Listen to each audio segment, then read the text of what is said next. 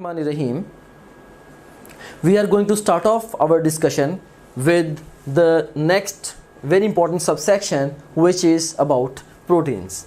And here is our big picture.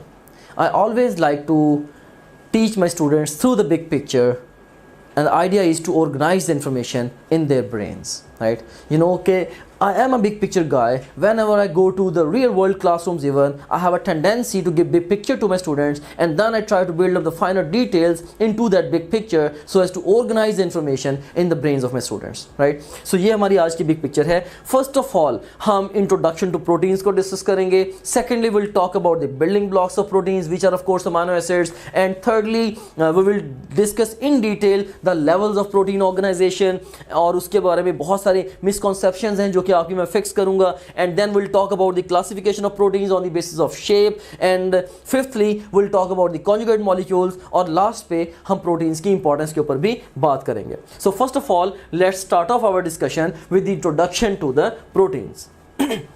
I've got a question for you. Total types of amino acids found in cells and tissues are, right? So total types of amino acids जो कि cells या tissues में आपको मिलेंगे, इसका answer क्या होगा? 170. हाँ, अगर आपसे ये क्वेश्चन पूछा जाता कि how many amino acids they can constitute proteins, तो उसका आंसर होता 25. और अगर आपसे पूछा जाता कि most commonly कितने अमीनो एसिड्स इन्वॉल्व हैं in the synthesis of the proteins, तो इसका आंसर होता 20, राइट? सो ये कुछ इंपॉर्टेंट डिजिट्स हैं जिनको हम आगे चल के भी रिवाइज करेंगे.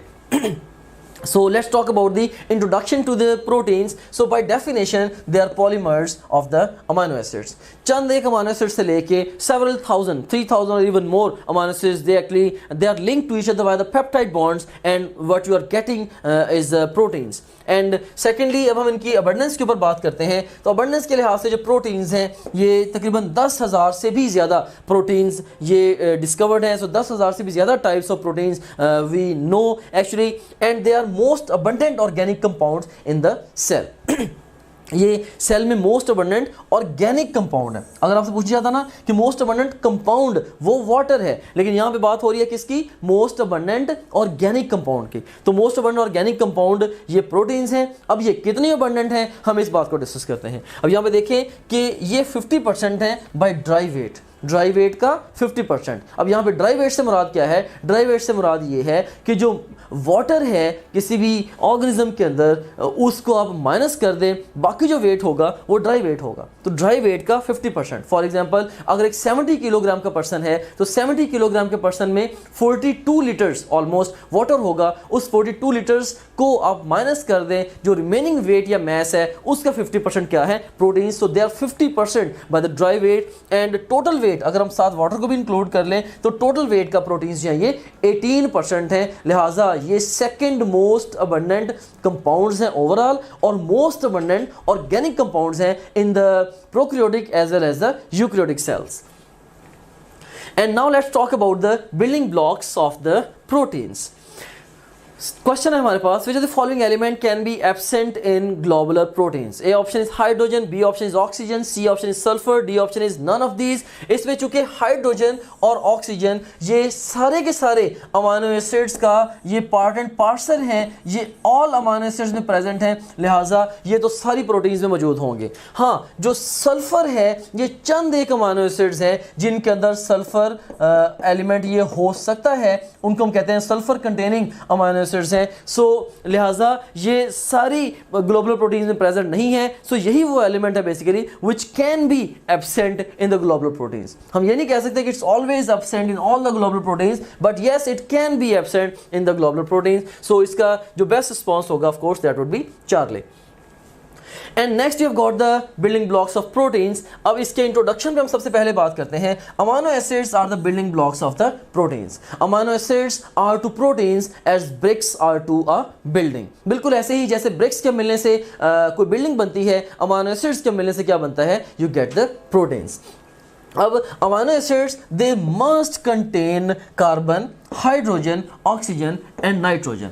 सो हर अमीनो एसिड में ये चार एलिमेंट लाजमी तौर पे मौजूद हैं, राइट? इसको अब इस तरह से भी याद रख सकते हैं कि CHON is present in each amino acid, means के कार्बन, हाइड्रोजन, ऑक्सीजन, नाइट्रोजन, ये हर अमाइनो एसिड का पार्ट एंड पार्सल है। हाँ, the amino acids they may contain, अब कीवर्ड क्या है, दे मे कंटेन, यानी कि कुछ अमाइनो एसिड्स ऐसे होंगे जिनमें ये कंपोनेंट, ये जो एलिमेंट है सल्फर, ये मौजूद होगा, और बहुत सारे ऐसे भी होंगे जिनमें नहीं होगा सल्फर। बहरहाल सो सल्फर एक ऐसा एलिमेंट है जो कि कुछ गिने चुने अमाइनो एसिड्स में मौजूद है। फॉर एग्जांपल सिस्टीन के अंदर ये मौजूद है।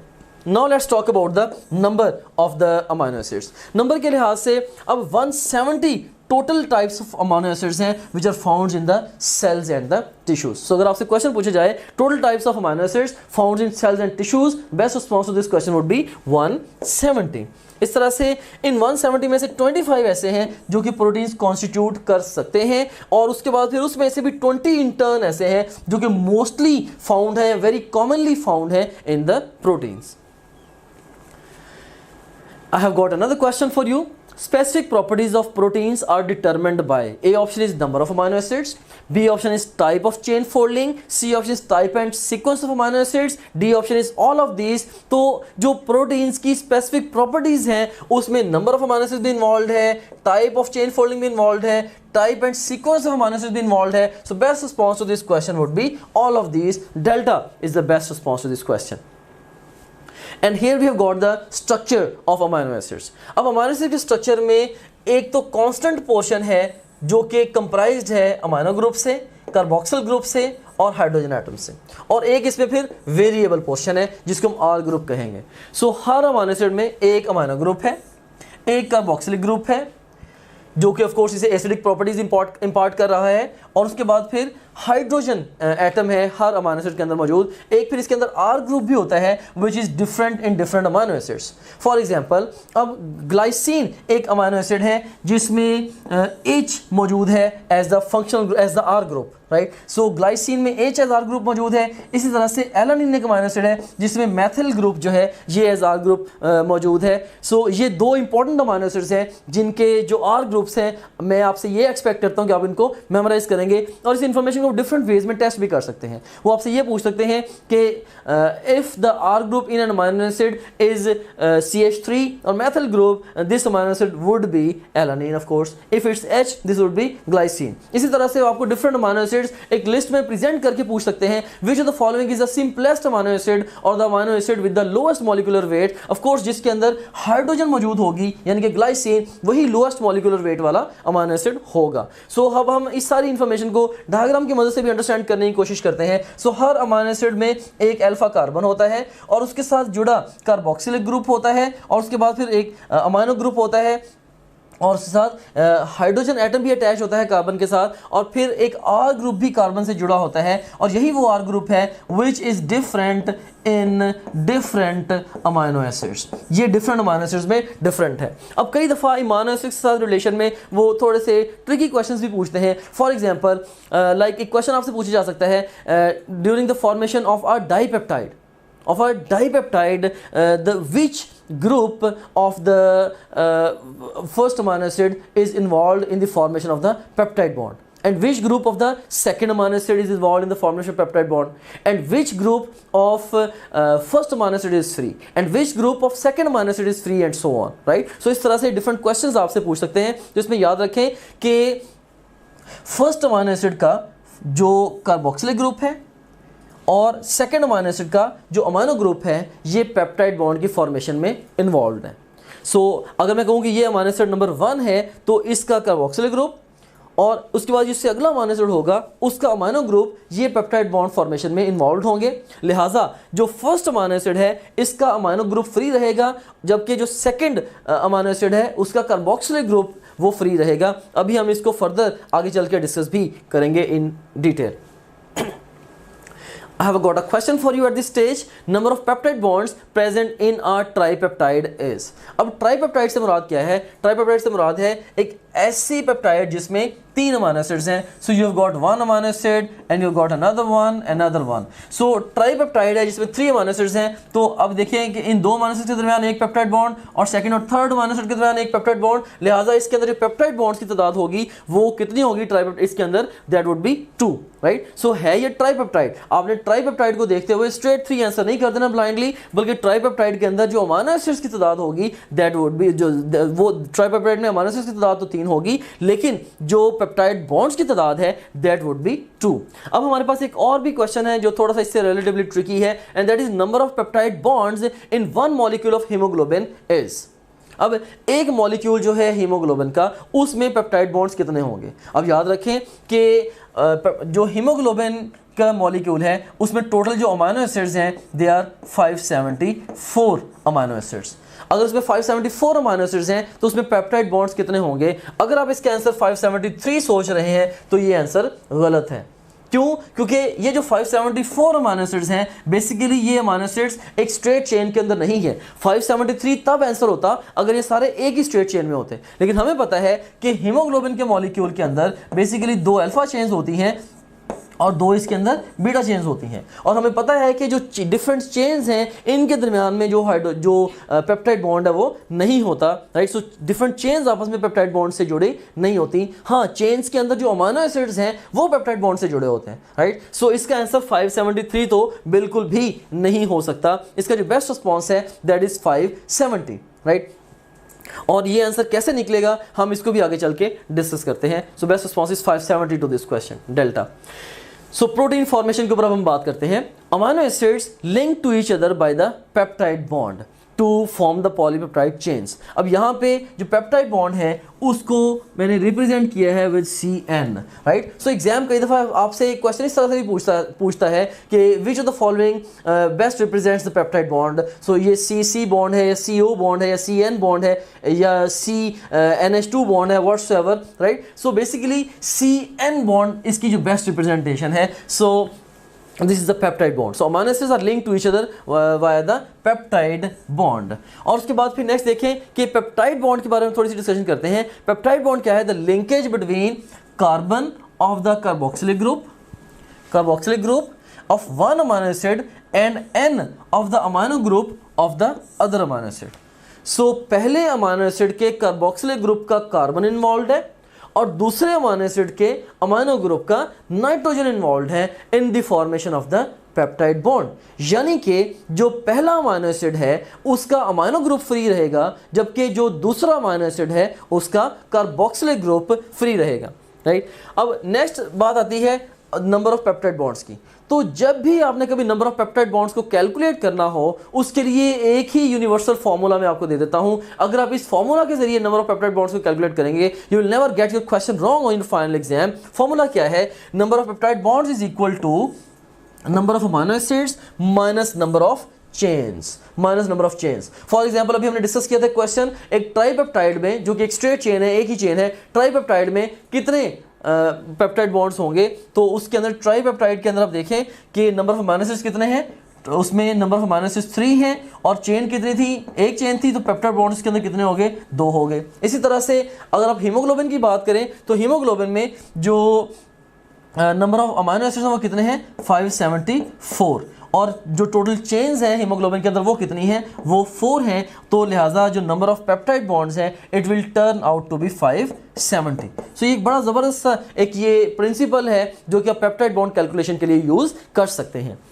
तो इसमें आप देखें कि ये एक फोटोग्राफ है आपकी टेक्स्ट बुक से. इसमें आपको एक अमाइनो एसिड नज़र आ रहा है ग्लाइसिन और एक और अमाइनो एसिड नज़र आ रहा है which is alanine. So glycine और एलानिन इन दोनों के दरमियान बन रहा है पेप्टाइड बॉन्ड, राइट. और इसमें वाटर रिमूव होगा बहरहाल, और जो कंपाउंड या जो डाइपेप्टाइड रिजल्ट होगा उसको हम बोलते हैं this is a glycyl alanine. So glycine और एलानिन के मिलने से you will get the glycyl alanine. अब इसमें ये भी देख सकते हैं ग्लाइसिन में H है इंस्टेड ऑफ R ग्रुप, और जो एलानिन है इसमें जो मिथाइल है बेसिकली ये R ग्रुप कॉन्स्टिट्यूट कर रहा है. तो इसे आप देखें कि जो ग्लाइसिन और एलानिन के दरमियान ये जो बॉन्ड बना है basically this is the peptide bond, और इसमें वाटर का मॉलिक्यूल एक रिमूव भी होगा इस बॉन्ड की फॉर्मेशन में. राइट क्योंकि ये एक जनरल सा रूल है कि सिंथेसिस रिएक्शन और formation reactions in biology are dehydration reactions and the break down reactions और degradation reactions in biology are hydrolytic reactions. क्योंकि ये एक सिंथेसिस रिएक्शन है या ये एक फॉर्मेशन रिएक्शन है, लिहाजा इसके अंदर वाटर ने रिमूव होना है। So this is a glycyl alanine. So you can see here peptide bond between amino acids is formed by condensation and broken by the hydrolysis. So बनना कैसे है, जब वाटर मॉलिक्यूल रिमूव होगा तो ये बनेगा। जैसे अगर ये दो अमीनो एसिड्स हैं तो वाटर मॉलिक्यूल अंदर में यहाँ रिमूव हुआ तो ये डाइपेप्टाइड बन गया, और जब हमने इनको दोबारा फिर ब्रेक करना है we will have to add water and then we will be able to break it. For example अगर एक डाइपेप्टाइड है, इसको अगर हमने ब्रेक करना है मे बी हमारे डाइजेस्टिव सिस्टम में एक डाइपेप्टिडेज एंजाइम की मदद से, तो वो एक हाइड्रोलिटिक एंजाइम होगा, वो इसमें वाटर ऐड करेगा तो ही इसको ब्रेक करेगा। सो वंस अगेन जो रूल है वो रूल क्या है, रूल इज कि synthesis reactions in biology are dehydration reactions. Synthesis of formation reactions in biology are dehydration reactions, जबकि जो डिग्रेडेशन रिएक्शंस या break down reactions in biology they are hydrolytic reactions. जैसे amino acids जब मिलेंगे protein बनेगी तो water निकलेगा, और जब हम अमीनो एसिड्स को सेपरेट करना चाहेंगे हमें वाटर ऐड करना होगा। सिमिलरली जब ग्लूकोज और ग्लूकोज के मॉलिक्यूल के मिलने से माल्टोज बनेगा तो वाटर रिमूव होगा, और इसी तरह से जब हमने माल्टेज एंजाइम की मदद से माल्टोज को डिजेस्ट करना है तो वाटर मॉलिक्यूल हमें ऐड करना होगा। सिमिलरली न्यूक्लियोटाइड्स के मिलने से जब न्यूक्लिक एसिड्स बनेंगे तो वाटर निकलेगा, और इसी तरह से जब हमने न्यूक्लिक एसिड्स को डिजेस्ट करना होगा तो हमें वाटर ऐड करना होगा, and so on. So once again synthesis reactions in biology are dehydration reactions and degradation reactions in biology are hydrolytic reactions. सो ये हमने दो मेजर एरियाज को डिस्कस कर लिया अब तक। एक तो हमने इंट्रोडक्शन टू प्रोटीन्स को डिस्कस किया, secondly we talked about the building blocks of the proteins. अब हम लेवल्स ऑफ प्रोटीन्स ऑर्गेनाइजेशन पे बात करते हैं, which is a very important area from the examination point of view. I would like to start off my discussion with the levels of protein organization with few questions. So हमारे पास 4 options हैं। A option is primary, B option is secondary, C option is tertiary and D option is quaternary. और हमारे पास command क्या है, choose the single best answer for each statement. तो मैं आपको multiple statements बोलूंगा, हर स्टेटमेंट के लिए आपने जो बेस्ट आंसर है उसको पिक करना है। सो ए ऑप्शन हमारे पास, ये फर्स्ट स्टेटमेंट हमारे पास क्या है, at which level of structural organization proteins are considered as most stable, right? So proteins किस लेवल पे most stable होंगी? So best response to this question is alpha, right? ये ऐसा क्यों है इसको हम आगे चल के डिस्कस भी करेंगे। At which level of structure organization proteins are considered as least stable, तो प्रोटीन्स जो है वो क्वार्टरनरी लेवल पे फिर लीस्ट स्टेबल होंगी। पहले क्वेश्चन था मोस्ट स्टेबल, अब नेक्स्ट क्वेश्चन है लीस्ट स्टेबल। अब नेक्स्ट हमारे पास स्टेटमेंट है, the structure formed by bending and folding of alpha और beta chain of hemoglobin is, right? The structure formed by the bending and folding of the alpha chain of hemoglobin is. तो अब bending and folding के नतीजे में ultimately जो structure जो बनेगा that would be the quaternary structure again.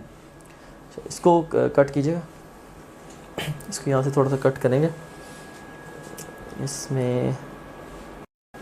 So dear students, we have already discuss the introduction to the proteins and then we had talked about the building blocks of proteins। और अब हम अपनी discussion को start करते हैं with the levels of protein organization, जो कि एक बड़ा ट्रिकी सा टॉपिक है from the examination point of view. And ये कितना ट्रिकी है ये डिफरेंट क्वेश्चंस में आपसे पूछने लगा हूँ, इससे आपको इस बात का अंदाज़ा हो जाएगा। I have got the options for you. A option is primary, B option is secondary, C option is tertiary and D option is quaternary.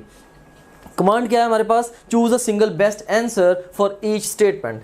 अब पहली स्टेटमेंट क्या है, at which level of structural organization proteins are considered as most stable. Keyword क्या है जी, most stable, and answer to this question is primary. Next statement है, at which level of structural organization proteins are considered as least stable. तो answer इसका होगा quaternary, right? Proteins least stable हैं at quaternary level of organization. And the structure formed by the bending and folding of alpha helix in the alpha or beta chain of hemoglobin is, वो primary secondary है या tertiary है, इसका जो best response होगा of course that is the tertiary, right? कि the structure formed by the bending and folding of alpha helix in the alpha और beta chain of hemoglobin is, answer is tertiary. इसको ये ऐसा क्यों है, इसको हम आगे चल के डिटेल से डिस्कस भी करेंगे. और नेक्स्ट हमारे पास स्टेटमेंट है the structure formed by coiling of newly synthesized polypeptide chain is, by the coiling of the newly synthesized polypeptide chain is, the best response to this question is secondary beta. And next statement है inorganic part is attached with proteins at which level of structural organization, and the response to this question is quaternary delta.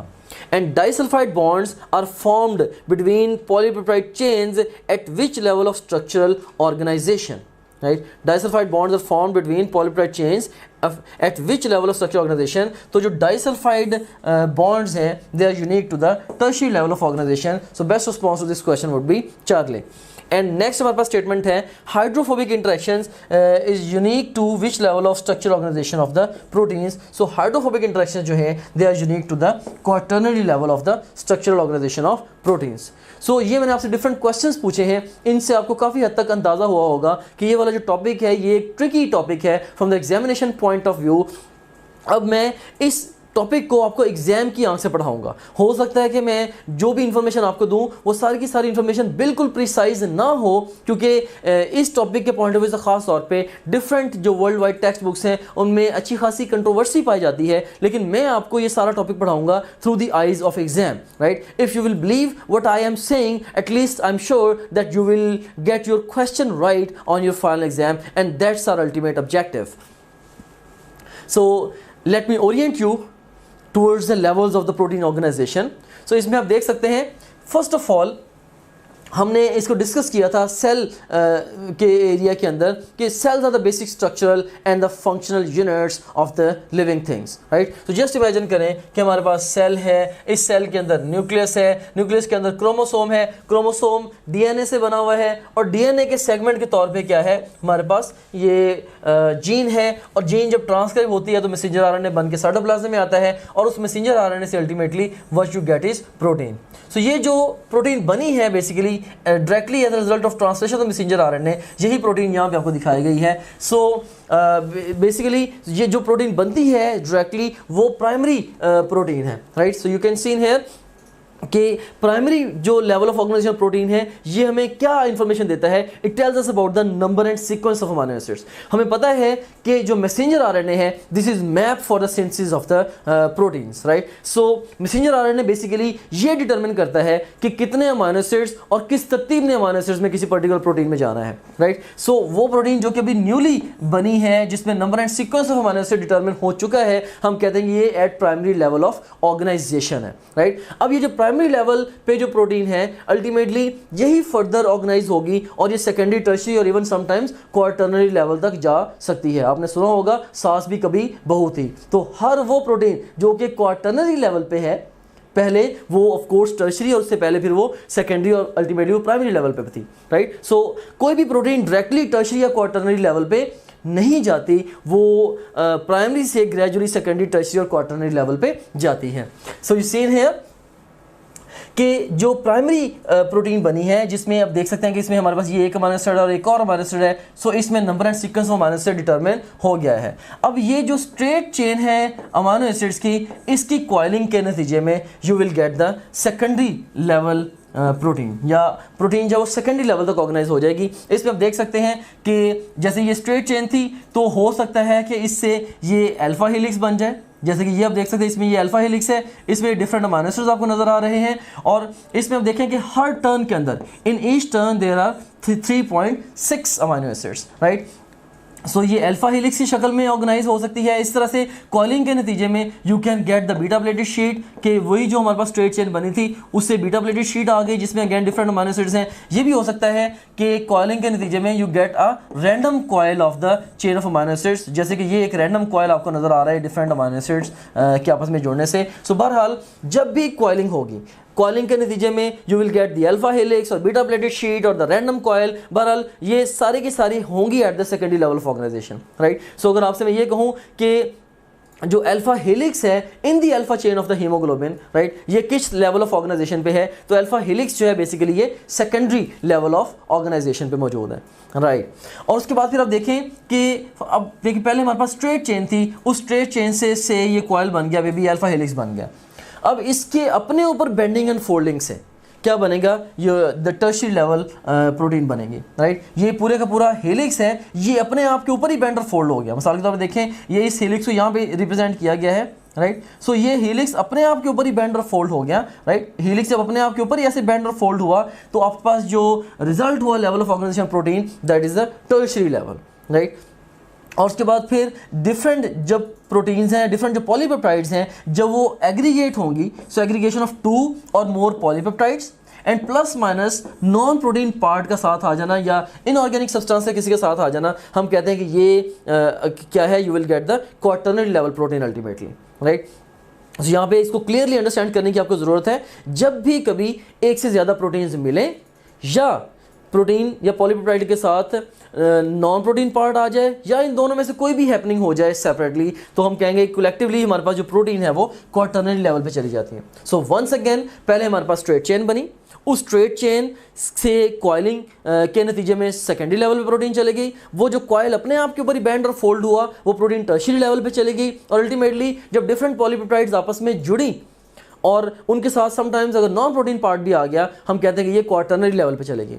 अब जैसे कि देखें, हम discuss करते हैं इसको haemoglobin के तनाज़ुर में, तो इसके हवाले से आप देखें, जस्ट इमेजिन करें कि मे बी ये अल्फा चेन के अंदर अगर अभी सिर्फ नंबर एंड सीक्वेंस डिटरमिन हुआ है तो वो अभी प्राइमरी लेवल पे है। अल्फा चेन ऑफ हीमोग्लोबिन में अगर सिर्फ नंबर एंड सीक्वेंस डिटरमिन हुआ है। अब स्ट्रेट ये मे बी कि इसके अंदर अल्फा चेन में, हीमोग्लोबिन के अल्फा चेन में 141 अमीनो एसिड्स हैं और वो इस तरतीब में लगे हुए हैं। अगर आपको ये इन्फॉर्मेशन यहाँ से मिल रही है, basically this is about the primary level of organisation of the proteins. अब जो अल्फा ये ओवरऑल जो स्ट्रेट चेन बनी है अमीनो एसिड्स की, अब इसकी जो कॉइलिंग है, कॉइलिंग के नतीजे में जो अल्फा हेलिक्स बना है, सो alpha helix in the alpha chain of haemoglobin, ये किस लेवल पे है? ये सेकेंडरी लेवल पे है। अब देखें, और ये जो आपको नजर आ रही है, ये पूरी एक अल्फा चेन है, राइट। सो अल्फा हेलिक्स की बेंडिंग और फोल्डिंग से अल्फा चेन बनी है अल्टीमेटली, राइट। सो एक अल्फा चेन ये टर्शियरी लेवल पे है। So once again, number and sequence of amino acids in the alpha chain, we are talking about primary level. Coiling या alpha helix in the alpha chain of hemoglobin, we are talking about secondary level, and complete alpha chain or beta chain, it's a tertiary level, right। और अब जब दो alpha chains, जैसे ये दो alpha chains और दो बीटा चेन्स आपस में जब जुड़ेंगी और साथ इसके हीम पोर्शन भी आ जाएगा, नॉन प्रोटीन पार्ट भी आ जाएगा, तो अल्टीमेटली जो यही जो हीमोग्लोबिन है ये पूरा मॉलिक्यूल एट क्वाटर्नरी लेवल है। सो अगर मैं आपसे ये क्वेश्चन पूछूं कि fully assembled hemoglobin molecule is at which level of organization, answer क्या होना चाहिए? Quaternary. Alpha chain of hemoglobin और beta chain of hemoglobin is at which level of organization, answer होना चाहिए टर्शियरी। अगर आपसे पूछा जाए alpha helix in the alpha chain of hemoglobin is at which level of organization, answer होना चाहिए secondary. अगर आपसे मैं ये क्वेश्चन पूछूं कि number and sequence of amino acids in the alpha और beta chain of the hemoglobin, this at which level of organization, answer is primary. Similarly अगर मैं आपसे ये पूछूं कि सिकल सेल एनीमिया में बेसिकली कौन सा स्ट्रक्चर डिस्टर्ब होता है, तो वी नो कि glutamic acid is replaced by valine, right. चूंकि ग्लूटामिक एसिड वेलिन से रिप्लेस हो गया, उसमें ओरिजिनली तो प्राइमरी स्ट्रक्चर डिस्टर्ब हुआ एंड प्राइमरी स्ट्रक्चर के डिस्टर्ब होने की वजह से फिर सेकेंडरी, टर्शियरी, क्वाटर्नरी स्ट्रक्चर्स भी डिस्टर्ब हो सकते हैं, राइट। सो अल्टीमेटली वो जो चेंज है बेसिकली सिकल सेल एनीमिया में, वो या जो प्रॉब्लम है वो प्राइमरी लेवल के ऊपर आया है, जो कि आगे प्रोजेक्ट हुआ है to the further higher levels. So this is the basic concept, a core concept of the structural organization of the proteins. अब कुछ क्वेश्चंस हैं, you can see here number of amino acids in 10 turns of alpha helix are, right? तो इसका जो best response होगा that would be 36, क्योंकि हमने पहले जो पढ़ा है वो हमने पढ़ा है in each turn there are 3.6 amino acids, in each turn 3.6 amino acids है, लेकिन यहाँ पे क्या है 10 turns, of course it's supposed to be 10 times, so 3.6 multiplied by 10 is equal to 36, so best response would be Charlie to this question।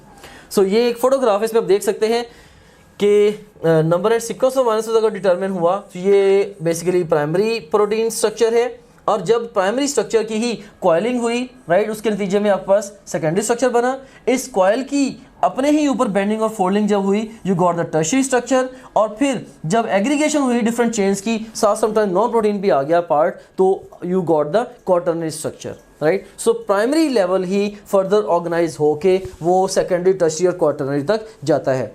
अब ये लाजमी नहीं है कि हर प्रोटीन क्वाटरनरी लेवल तक जाए। कुछ प्रोटीन्स ऑफ कोर्स बनेगी तो सारी प्रोटीन्स पहले प्राइमरी लेवल पे ही, सो प्राइमरी लेवल पे बन के कुछ प्रोटीन्स सिर्फ सेकेंडरी लेवल तक ऑर्गेनाइज होती हैं। फॉर एग्जांपल बहुत सारी ऐसी स्ट्रक्चरल प्रोटीन्स जो कि हमारी बॉडी के स्ट्रक्चर्स बना रही हैं, वो जस्ट सेकेंडरी लेवल तक ऑर्गेनाइज होती हैं, इससे हायर लेवल्स पे ऑर्गेनाइज नहीं होती। हाँ, कुछ प्रोटीन्स प्राइमरी लेवल पे बन के वो टर्शियरी लेवल तक भी ऑर्गेनाइज होती हैं, जैसे बहुत सारे एंजाइम्स। और कुछ प्रोटीन्स ऐसी भी होती हैं जो कि प्राइमरी लेवल पे बन के वो सेकेंडरी, टर्शियरी होते हुए क्वाटरनरी लेवल तक ऑर्गेनाइज होती हैं, जैसे कि हीमोग्लोबिन इसकी एक बड़ी इंपॉर्टेंट एग्जाम्पल है। अब हम एक ही कंपैरिजन टेबल को डिस्कस करते हैं जो कि इन ये जो different levels of protein organization है, इनके डिफरेंट फीचर्स को आपस में कंपेयर कर देगा, और ये टेबल आपको एक्स्ट्राऑर्डिनरीली हेल्प करेगा for answering questions in the final exam. अभी तक हमने एक ट्रेसिंग की मदद से बेसिक कॉन्सेप्ट को ग्रैब किया है जो कि स्ट्रक्चरल ऑर्गेनाइजेशन ऑफ प्रोटीन्स के बारे में, right. So you seen here it's a comparison table between 4 levels of proteins structural organization. In the extreme left column you have got feature, in the second column you have got the primary level proteins, in the third column secondary level of organization proteins, इस तरह से fourth column में tertiary और fifth column में quaternary level of the proteins है।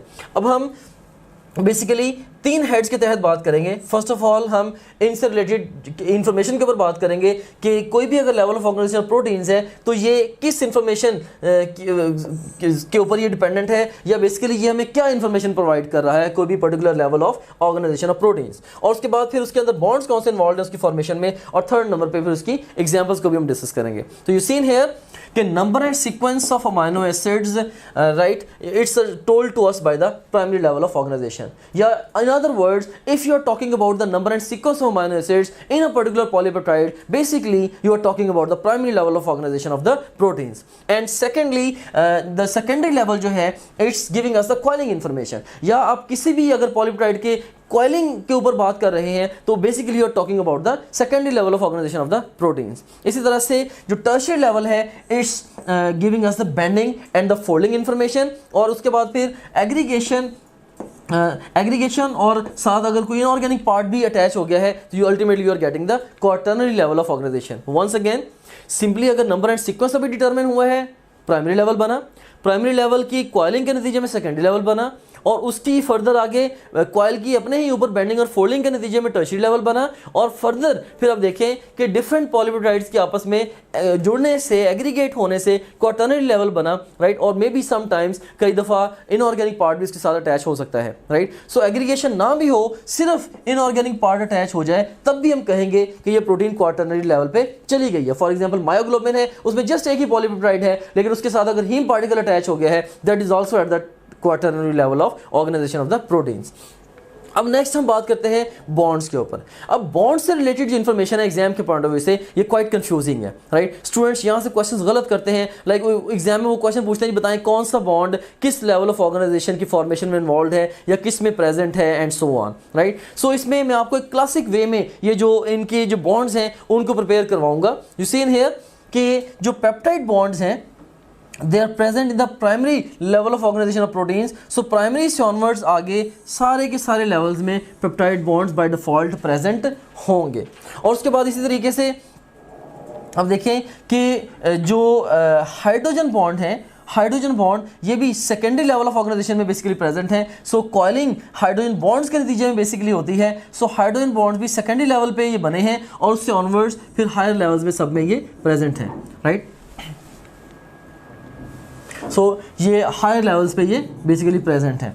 और उसके बाद फिर नेक्स्ट अगर आप देखें कि थर्ड नंबर पे हमारे पास ये जो आयनिक बॉन्ड्स हैं जो कि टर्शियरी लेवल में पेयर हुए हैं, सो आयनिक बॉन्ड भी टर्शियरी लेवल में पेयर होकर ऑनवर्ड्स ये क्वाटरनरी में भी आयनिक बॉन्ड जो है ये प्रेजेंट है। हाँ, इसके अलावा जो डाइसल्फाइड लिंकेजेस हैं, डाइसल्फाइड बॉन्ड्स हैं, they are unique to the tertiary level of organization, right. और उसके बाद जो हाइड्रोफोबिक इंटरेक्शन है specifically they are unique to the quaternary level of organisation of the proteins, right.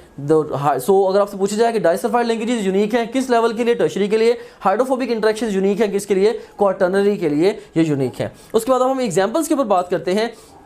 तो जो newly synthesized straight haemoglobin chain है ये basically primary level of organization पे है। अब alpha helix in the alpha और beta chain of haemoglobin वो secondary level पे है। और उसके बाद फिर बैंडेड और फोल्डेड अल्फा और बीटा चेन, राइट, जो पूरी चेन है बेसिकली हीमोग्लोबिन की वो टर्शियरी लेवल पे है। और पूरे का पूरा जो हीमोग्लोबिन मॉलिक्यूल है, राइट, पूरे का पूरा हीमोग्लोबिन मॉलिक्यूल जो है this is at the quaternary level of the organization of the proteins. So, इसमें आप देखें कि quaternary structure of proteins contain, A option is peptide bonds, B option is ionic bonds, C option is hydrophobic interactions, D option is all of these. अभी हमने table में discuss किया है। Best response to this question would be all of these, delta. यहाँ पे आप देख भी सकते हैं कि हीमोग्लोबिन के एक मॉलिक्यूल का स्ट्रक्चर आप देख सकते हैं। इसके अंदर टोटल 4 चेन्स हैं जिनमें कलेक्टिवली 574 अमीनो एसिड्स हैं। इसमें 2 अल्फा चेन्स हैं और हर एक के अंदर 141 अमीनो एसिड्स हैं, 2 बीटा चेन्स हैं और हर एक के अंदर 146 अमीनो एसिड्स हैं। सो you can C in here हमारे पास 2 बीटा चेन्स हैं इसके अंदर और इसके अलावा 2 इसके अंदर अल्फा चेन्स हैं हीमोग्लोबिन के मॉलिक्यूल में। और इसके अंदर फिर हर चेन के साथ एसोसिएटेड एक हीम का पार्टिकल भी है, राइट। सो कलेक्टिवली ये है हीमोग्लोबिन। इसमें आप देखें कि एग्रीगेशन भी आपको मिल रही है और नॉन प्रोटीन पार्ट यानी कि हीम भी मिल रहा है। लिहाजा फुली असेंबल्ड हीमोग्लोबिन मॉलिक्यूल ये किस level of organisation of proteins पे है, it's at the quaternary level of organisation of the proteins. Similarly ये एक और वे से कॉन्सेप्ट को अंडरस्टैंड करते हैं। यू सी इन हियर कि सबसे पहले जब प्रोटीन बनी तो number and sequence of amino acid determine हुआ, राइट। जब नंबर एंड सीक्वेंस डिटरमिन हुआ तो you got the primary structure. अब प्राइमरी स्ट्रक्चर की ही कॉइलिंग जब हो गई you got the secondary structure. Secondary structure में देखें कि कॉइल की ही अपने आप के ऊपर अगर बेंडिंग और फोल्डिंग हो गई you got the tertiary structure. और उसके बाद फिर एग्रीगेशन के साथ नॉन प्रोटीन पार्ट भी आ गया, you got the quaternary structure जैसे कि हीमोग्लोबिन मॉलिक्यूल है। इसके बाद अब यहाँ पे ये भी देखें कि बेसिकली जो बीटा चेन ऑफ हीमोग्लोबिन है उसमें नॉर्मली 6th पोजीशन पे जो प्रेजेंट होता है amino acid that is the glutamic acid, right. और लेकिन कई दफ़ा होता ये है कि बैकएंड पे बीटा चेन जिस जीन से कोड हो रही है उस जीन में हो जाती है म्यूटेशन, पॉइंट म्यूटेशन, राइट। उस म्यूटेशन की वजह से इसके बजाय कि normal glutamic acid beta chain में आके लगे एक और अमीनो एसिड वेलिन के नाम से वो वहाँ पे बीटा चेन में 6th पोजीशन पे आके लग जाता है। म्यूटेशन में होता क्या है बेसिकली एडेनिन जो है समहाउ वो थायमिन से रिप्लेस हो जाती है इन द डीएनए, राइट। तो इसके नतीजे में ग्लूटामिक एसिड वो रिप्लेस हो जाता है बाय द वेलिन। अब सिर्फ एक अमीनो एसिड देखें कि इतने सारे अमीनो एसिड्स में से सिर्फ एक अमीनो एसिड जो वो चेंज हुआ है और उसके नतीजे में क्या होगा, जब जो हीमोग्लोबिन है अब ये नॉर्मल हीमोग्लोबिन की तरह एक्ट नहीं करेगी। जब भी ये हाइपोक्सिक कंडीशन में या लो ऑक्सीजन कंडीशन में ये जो आरबीसीज रेड ब्लड सेल्स जाएंगे जिनके अंदर सिकल हीमोग्लोबिन है HbS है उनकी सिकलिंग हो जाएगी automatically, right. So glutamic acid replaced by valine basically ये जो चेंज है आप देखें किस लेवल के ऊपर है, ये primary level of organisation of the proteins के ऊपर चेंज है। ऑफ कोर्स यही जो प्राइमरी लेवल पे चेंज आया है ये सेकेंडरी, टर्शियरी और क्वाटर्नरी लेवल तक भी इसमें प्रोजेक्ट होना है। नॉर्मल रेड ब्लड सेल देखें इस तरह से एक बड़ा खूबसूरत ये राउंड बाइकनकेव शेप का होता है, जबकि जो ऐसा रेड ब्लड सेल जिसके अंदर HbS होगी, जिसके अंदर बीटा चेन में ग्लूटामिक एसिड की जगह पे वेलिन लगा होगा, उसके अंदर सिकल हीमोग्लोबिन होगी। और जब ये रेड ब्लड सेल खास तौर पे हाइपोक्सिक कंडीशन में से गुजरेगा या लो ऑक्सीजन एनवायरनमेंट में जब ये जाएगा ऑटोमेटिकली इसकी सिकलिंग हो जाएगी और उसके बाद फिर ये रेड ब्लड सेल ये ब्लड वेसल्स के जाके अक्लूड भी कर सकता है जिसकी वजह से serious consequences the patient can face. और यहाँ पे ये भी देखें कि ये जो म्यूटेशन है बेसिकली वो मिस सेंस म्यूटेशन है, मिस सेंस म्यूटेशन है। म्यूटेशंस को एक और सब सेक्शन में हम जाके डिटेल से डिस्कस करेंगे, लेकिन मिस सेंस म्यूटेशन से मुराद ये है कि रॉन्ग अमीनो एसिड कोड हो गया है, रॉन्ग अमीनो एसिड लग गया है। So missense mutation point mutation की एक टाइप है और इसमें एक नॉर्मल अमीनो एसिड की जगह पे एक डिफरेंट रॉन्ग अमीनो एसिड आके इनकॉर्पोरेट हो गया है जिसकी वजह से प्रोटीन पूरी की पूरी डिस्टर्ब हो गई है। उसमें अब ये भी देखें इंसुलिन जो है इंसुलिन में बेसिकली स्ट्रक्चर में अगर आप ऑब्जर्व करें तो 2 चेन्स हैं और इसके अंदर 51 अमीनो एसिड्स हैं, राइट। और इसमें जो शॉर्ट चेन है उसमें 21 अमीनो एसिड्स हैं और उसमें जो लॉन्ग चेन है उसमें 30 अमीनो एसिड्स हैं। अब इंसुलिन के बारे में आपसे ये क्वेश्चन पूछना चाहता हूँ कि इंसुलिन ये किस level of organisation of proteins पे है, right. What do you think, it's at primary level? No, you are wrong, right. It's at secondary, tertiary, quaternary level. Quaternary अगर आप सोच रहे हैं तो ये भी रॉन्ग है। इसका जो आंसर है that is it's at tertiary level of organization. अब आप मेरे से यहाँ पे एक क्वेश्चन पूछ सकते हैं कि सर आपने खुद ही तो बताया है कि जब भी एक से ज़्यादा पॉलीपेप्टाइड्स आपस में जुड़ेंगी, एग्रीगेशन होगी, रिजल्टेंट जो लेवल ऑफ ऑर्गेनाइजेशन प्रोटीन्स बनेगा वो क्वाटरनरी लेवल होगा। यहाँ पे भी चेंज एक से ज़्यादा है, अगर एक से ज़्यादा चेंज है तो इंसुलिन को भी क्वाटरनरी लेवल पे होना चाहिए, तो आपने इसको टर्शियरी क्यों लेवल किया है? याद रखें इंसुलिन जो है, इंसुलिन बेसिकली कंप्लीट इंसुलिन की जो जीन है वो एक ही है। तो जब एक फर्ज करें कि अगर हमारे पास ये एक सेल है, सेल में ये न्यूक्लियस है, न्यूक्लियस के अंदर में भी क्रोमोसोम है, क्रोमोसोम के अंदर डीएनए के फ्रैगमेंट के तौर पे ये इंसुलिन की जीन है। तो जब ओवरऑल जब ट्रांसक्रिप्शन होगी इस जीन की और ये जो मैसेंजर आरएनए यानी कि इंसुलिन का मैसेंजर आरएनए ये न्यूक्लियर पोर्ट से गुजर के एंडोप्लाज्मिक रेटिकुलम में आएगा और वहाँ पे वो ट्रांसलेट होगा, अल्टीमेटली एक ही लेंथी फाइबर आपको मिलेगा, एक ही लॉन्ग पॉलीपेप्टाइड चेन मिलेगी जिसको हम प्रो इंसुलिन बोलते हैं। हाँ, अब ये जो प्रो इंसुलिन है समहाउ एक एंजाइम होता है बीटा सेल्स के अंदर, जैसे सी पेप्टिडेज एंजाइम है, वो इसको एक स्पेसिफिक साइट से क्लीव कर देता है, राइट। सो क्लीव कर देगा तो ये एक और दो चेन इस तरह से हमारे पास आ जाती हैं। ओरिजिनली इसकी जीन एक ही है, राइट, जीन एक है, it is actually one chain, लेकिन because of the cleavage by C peptidase enzyme it looks like two chains. So है तो ये एक ही चेन, राइट। सो लिहाजा ये एक ही चेन है और इसके अंदर चूंकि ये जो डाइसल्फाइड लिंकेजेस भी इसके अंदर मौजूद हैं which are unique to the tertiary level of organisation of proteins, लिहाजा जो इंसुलिन है this is at the tertiary level of organisation of the proteins, right. इसलिए हमने यहाँ पे अल्फा बीटा की टर्मिनोलॉजी यूज़ नहीं की, हमने लॉन्ग और शॉर्ट चेन की टर्मिनोलॉजी यूज़ की है। बेसिकली एक ही चेन है, उसके आगे क्लीवेज के नतीजे में एक शॉर्ट चेन बन गई और एक लॉन्ग चेन बन गई। अब नेक्स्ट एक और ये फोटोग्राफ है, ये आपकी टेक्स्ट बुक की ही फोटोग्राफ है। इसमें आप देख सकते हैं कि प्राइमरी स्ट्रक्चर में just number and sequence of amino acids है, फिर कॉइलिंग के नतीजे में you are getting the secondary structure, फिर कॉइल के अपने आप के ऊपर ही बेंडिंग एंड फोल्डिंग के नतीजे में you are getting the tertiary level of organisation, और उसके बाद फिर जो मल्टीपल जो कह लें कि पॉलीपेप्टाइड्स हैं उनके एग्रीगेशन से साथ नॉन प्रोटीन पार्ट के आने से भी you are getting ultimately the quaternary level. So हमारे पास प्राइमरी लेवल है, सेकेंडरी है और उसके बाद फिर ये टर्शियरी लेवल ऑफ ऑर्गेनाइजेशन है। क्वाटरनरी इस फोटोग्राफ के अंदर शोन नहीं है। Now let's start off our discussion with the classification of proteins on the basis of shape. इसमें इससे पहले कि मैं अब इसको इन डिटेल डिस्कस करूं प्रोटीन्स की क्लासिफिकेशन को on the basis of shape, मैं आपसे कुछ क्वेश्चंस पूछना चाहूँगा। अगेन हमारे पास 4 ऑप्शंस हैं। A option is crystalline nature, B option is tertiary structure, C option is elastic nature, D option is soluble nature. हमारे पास पहली स्टेटमेंट है which one is not the property of globular proteins. तो इनमें से globular proteins की property कौन सी नहीं है, राइट। सो इसमें ग्लोबुलर प्रोटीन्स क्रिस्टलाइन होती हैं, no, right. So globular proteins crystalline होती हैं, yes they are crystalline in nature, right. इसके अलावा ये टर्शियरी लेवल पे भी हैं और इसके अलावा ये सॉल्युबल भी हैं इन वाटर, लेकिन ये इलास्टिक इन नेचर नहीं है। बेसिकली ये जो फीचर है ये किसका फीचर है? ये सेकेंडरी ये जो फाइबरस प्रोटीन्स हैं बेसिकली ये उनका फीचर है, राइट। सो इसका जो बेस्ट रिस्पॉन्स होगा पहली स्टेटमेंट का, दैट इज द चार्ली।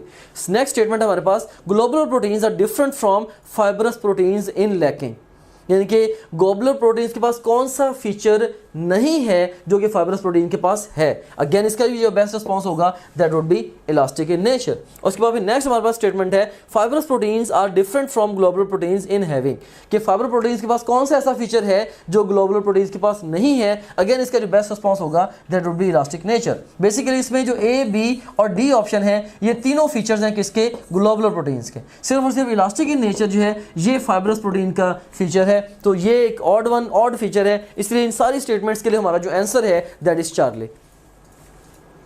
सो अब हम एक कंपैरिजन टेबल कंस्ट्रक्ट करते हैं of the fibrous and the globular proteins. In the extreme left column we have got the feature, in the second column we have got the fibrous proteins, in the third column we have got the globular proteins. इसमें हमारे पास सबसे पहले shape है, तो shape के हवाले से जो फाइबरस प्रोटीन्स हैं ये नाम से जाहिर है कि फिब्रिल्स की शक्ल की हैं और जो ग्लोबुलर प्रोटीन्स हैं ये स्फेरिकल या एलिप्टिकल इनकी शेप है। उसके बाद फिर स्ट्रक्चरल ऑर्गेनाइजेशन के ऊपर अगर हम बात करें तो fibrous proteins are at secondary level of organisation and globular proteins are at the tertiary level of organisation, या even quaternary level of organisation को भी अगर हमने फाइबरस और ग्लोबुलर में कैटेगराइज करना हो, हम quaternary level of organisation proteins को भी हम इसके ग्लोबुलर प्रोटीन्स के हेड के अंदर ही रखेंगे।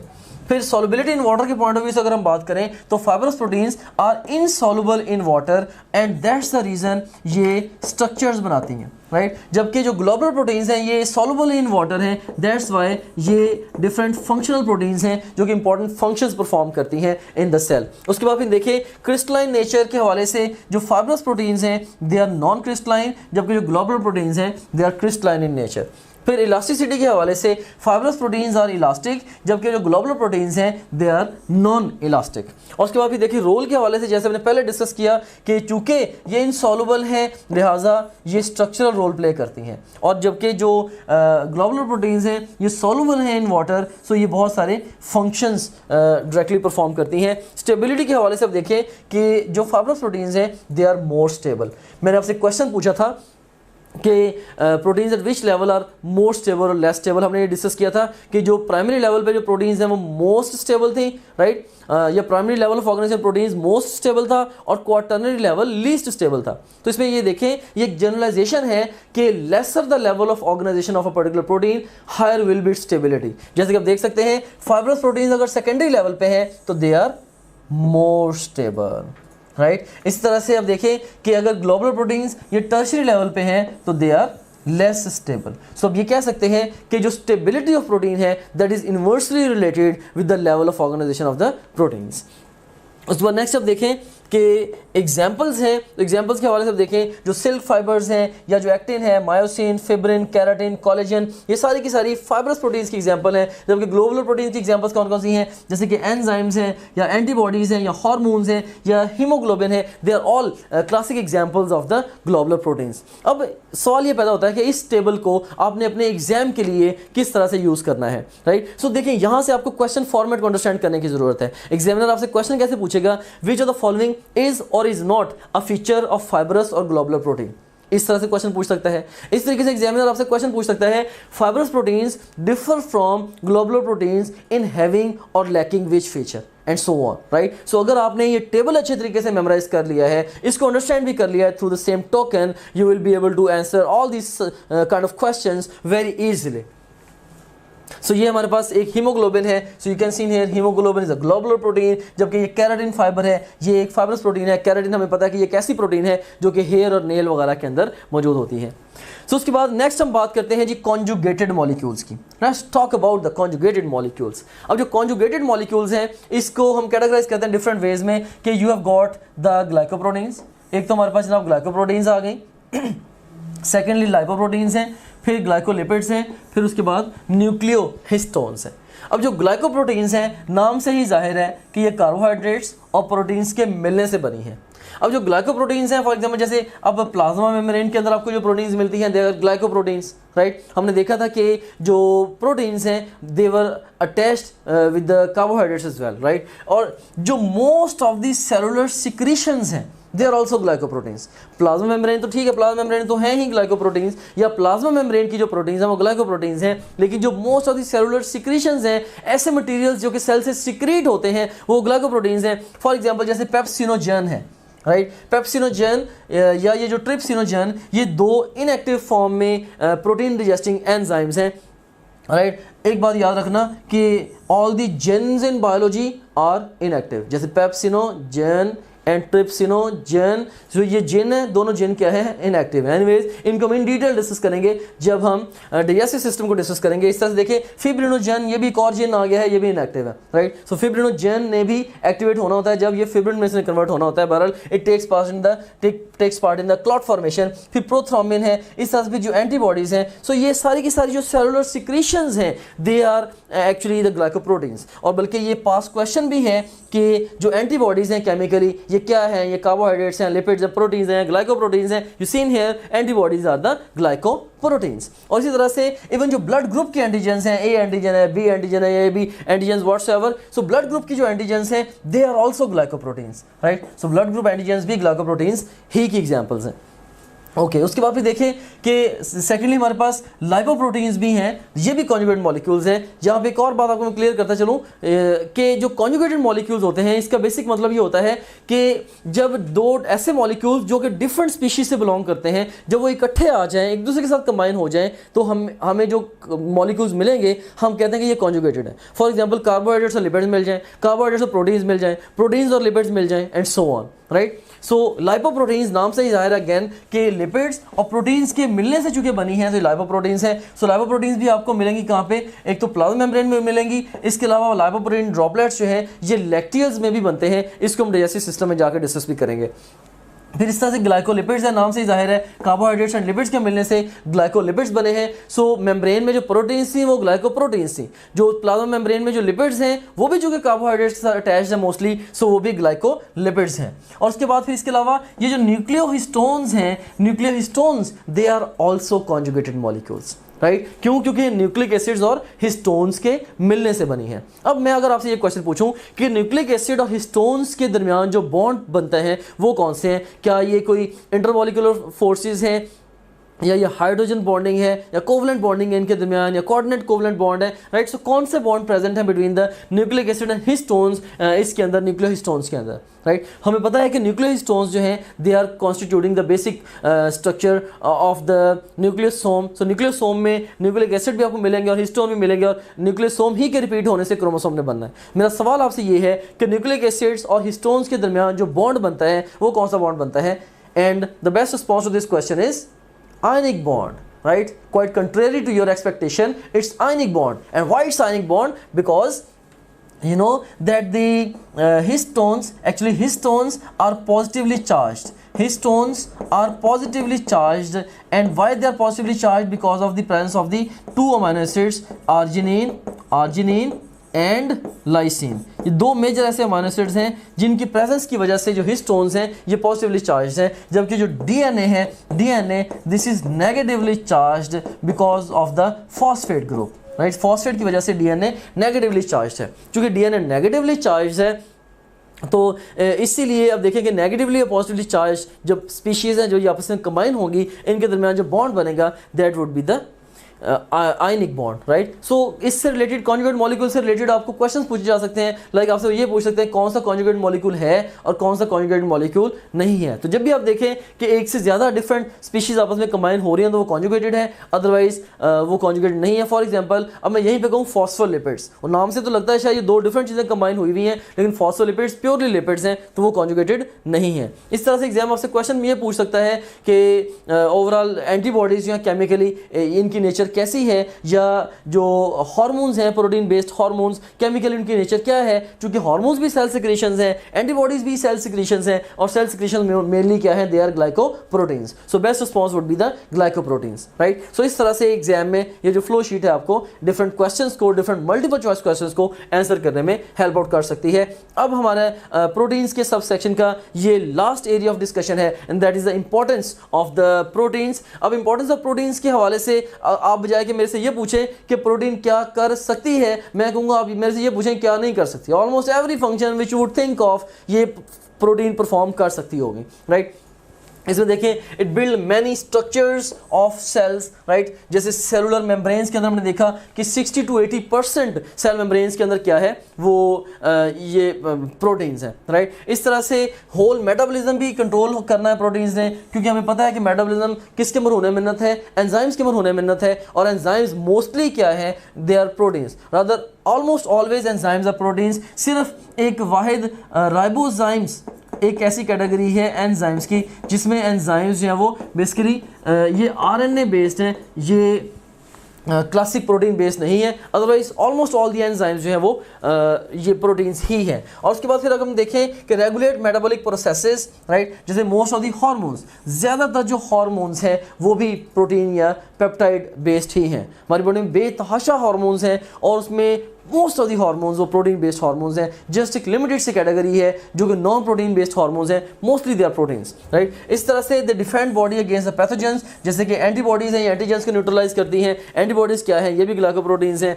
फिर प्रिवेंट लॉस ऑफ ब्लड, जैसे थ्रोम्बिन और फिब्रिन जो है ये क्लॉट फॉर्मेशन में इन्वॉल्व हैं और ये ब्लड लॉस को प्रिवेंट करती हैं, ये भी प्रोटीन्स का फंक्शन हो गया। इस तरह से transport of the specific substances जैसे कि ऑक्सीजन है या लिपिड्स है, राइट और इसी तरह से डिफरेंट मेटल आयंस वगैरह की ट्रांसपोर्ट इस so different kinds of transports में भी इवन जो प्रोटीन्स इन्वॉल्व हैं। दोबारा फिर इसको देखें, transport specific substances such as oxygen, जैसे कि हीमोग्लोबिन ने ऑक्सीजन को ट्रांसपोर्ट करना है, लिपिड्स जैसे कि lipoprotein droplets in the lacteals, और इस तरह से मेटल आयंस वगैरह को भी इन्होंने ट्रांसपोर्ट करना है प्रोटीन से। बल्कि मैं तो ये भी एक जनरलाइजेशन यहाँ पे आपको देना चाहूँगा कि तमाम लिपिड सॉल्युबल सब्सटेंसेस ब्लड में प्रोटीन्स के जरिए ट्रांसपोर्ट होंगी।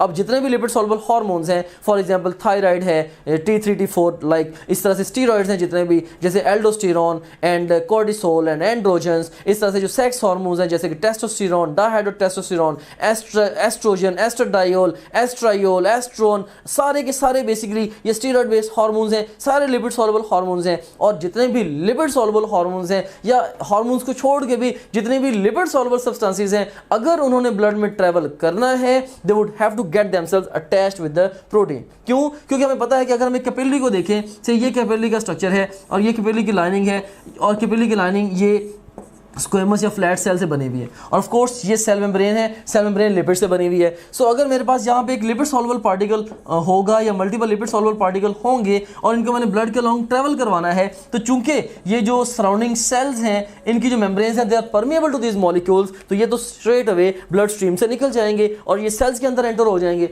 सो इसी तरह से इसलिए अगर मैंने किसी भी चीज़ को लिपिड सॉल्युबल सब्सटेंस को अगर मैंने ब्लड में ट्रैवल करवाना है तो मैं इसको पहले बनाऊंगा water soluble. And how can we render a lipid soluble substance water soluble? Of course by attaching it with some sort of water soluble substance which is mostly the protein। तो इसीलिए हम इस lipid soluble particle को protein के साथ attach करेंगे। सो ये जो प्रोटीन के साथ अटैच होंगे, while attached to the protein they can make a long way in our blood stream। For example T3 T4 hormone ये थायराइड ग्लैंड से ये प्रोड्यूस हुआ, ये लेकिन जैसे ही प्रोड्यूस होगा ब्लड स्ट्रीम में आएगा, it will get attached with the thyroid binding globulin in the blood stream, जो कि अगेन एक प्रोटीन है और वो इसको कैरी करेगी to the far of cells, right. So generalisation हमने क्या सीखी कि जितनी भी लिपिड सॉल्युबल सब्सटेंसेस हैं, सारी लिपिड सॉल्युबल सब्सटेंसेस की जो ट्रांसपोर्ट है इन द ब्लड स्ट्रीम वो प्रोटीन्स के होने में मिन्नत है।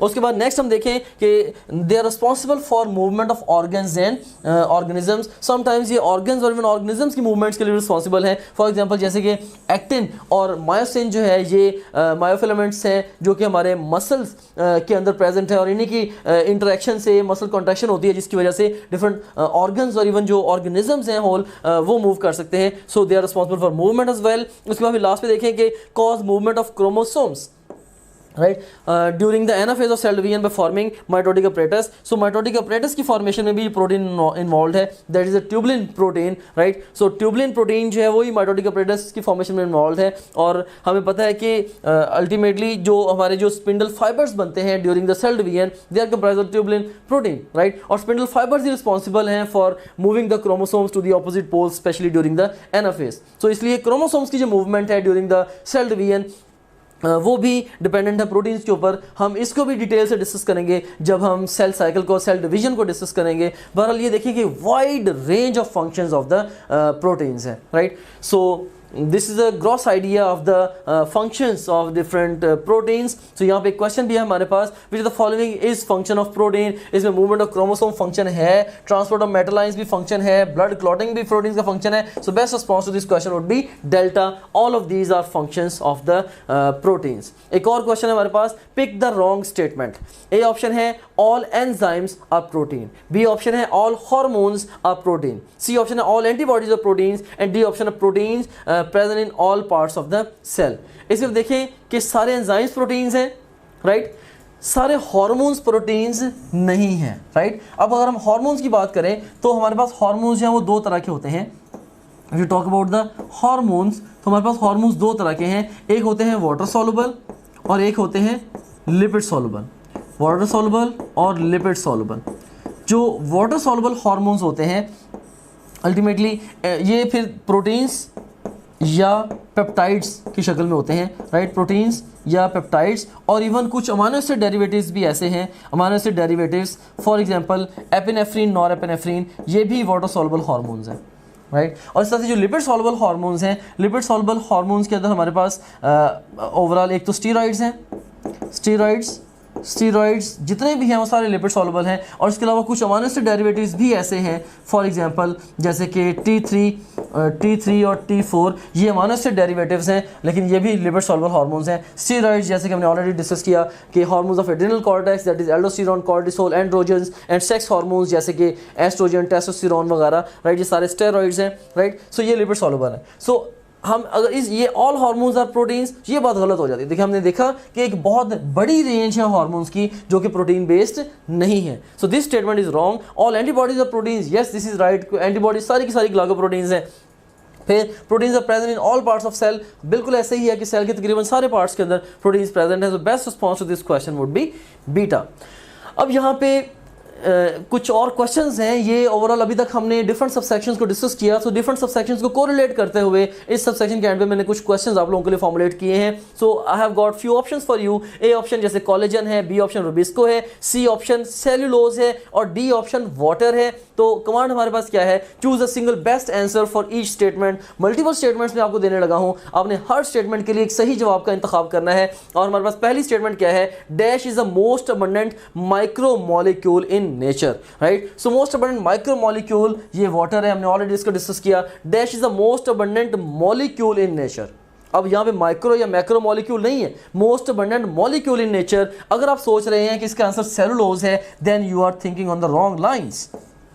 सेलुलोज इसका आंसर नहीं है। और अगर आप रुबिस्को सोच रहे हैं तो भी आप गलत सोच रहे हैं, इसका आंसर है अगेन वाटर। हमें पता है कि हमारे प्लेनेट अर्थ पे मोर देन 75% वाटर है, right. So most abundant micro molecule in nature भी वाटर है और most abundant molecule in nature भी वाटर ही है। अब नेक्स्ट हमारे पास स्टेटमेंट है, dash is the most abundant carbohydrate in nature.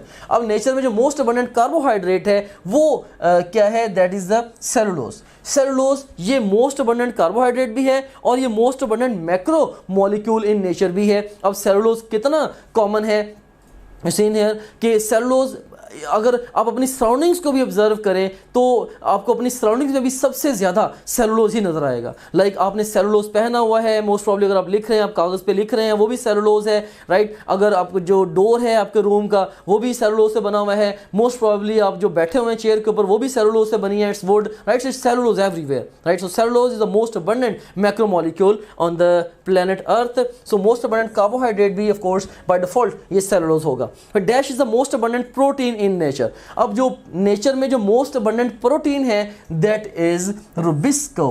अब जो रुबिस्को है, आपको पता है कि रुबिस्को एक एंजाइम है, right. So Rubisco is the most abundant protein in nature. अगर आपसे पूछा कि most abundant enzyme in nature, चूंकि मोस्ट अबंडेंट प्रोटीन अगर रुबिस्को है और रुबिस्को है ही एक एंजाइम, लिहाजा बाय डिफॉल्ट जो most abundant enzyme in nature होगा वो भी रुबिस्को ही होगा। और रुबिस्को आपको पता है कि Rubisco is a disco enzyme, right. ये डिस्को एंजाइम क्यों है, क्योंकि आपको पता है कि इसकी दो तरह की एक्टिविटी है, ऑक्सीजनेज एक्टिविटी भी है और कार्बोक्सिलेज एक्टिविटी भी है। इसको किसी और सब सेक्शन में हम डिटेल से डिस्कस करेंगे। बहरहाल ये most abundant protein in nature भी है और most abundant enzyme in nature भी रुबिस्को ही है। And then dash is the most abundant protein of our body. अब क्वेश्चन क्या है, of our body not nature. तो हमारी बॉडी में जो मोस्ट अबंडेंट प्रोटीन है दैट इज कोलेजन, राइट। सबसे ज़्यादा अबंडेंट हमारी कोलेजन है। सो ये कनेक्टिव टिश्यू का एक बड़ा मेजर पार्ट है। सो हेड टू टो हमारी जो बॉडी है मेनली प्रोटीन से बनी हुई है और जो मेजर प्रोटीन है इसके अंदर involve that is the collagen. और एक और स्टेटमेंट है हमारे पास, dash is the most abundant macromolecule in nature. तो ऑलरेडी हमने डिस्कस किया कि मोस्ट अबंडेंट मैक्रोमोलिक्यूल जो है ये सेलुलोज है in nature. So Charlie would be the best response to this question. So my dear student, that's all about the proteins. I hope that you have enjoyed the process of learning with me. Now I want you to go to the fast revision notes, revise the notes from there, and then I want you to go to the question bank, create the test of the proteins and questions की practice करें and जो question, जो आपके question की practice के जरिए जो जिन question को भी आप रॉन्ग करें उन क्वेश्चन की डिटेल्ड एक्सप्लेनेशन को पढ़ें, अपनी मिस्टेक्स को रेक्टिफाई करें, because on the final exam the best way to avoid the mistakes is to make the mistakes during the preparatory phase. So ये आपकी प्रेपरेटरी फेज है, इसमें बेतहाशा क्वेश्चन अटैम्प्ट करें, गलतियां करें, उन गलतियों से सीखें ताकि आप फाइनल एग्जाम में मिस्टेक्स को अवॉइड कर सकें।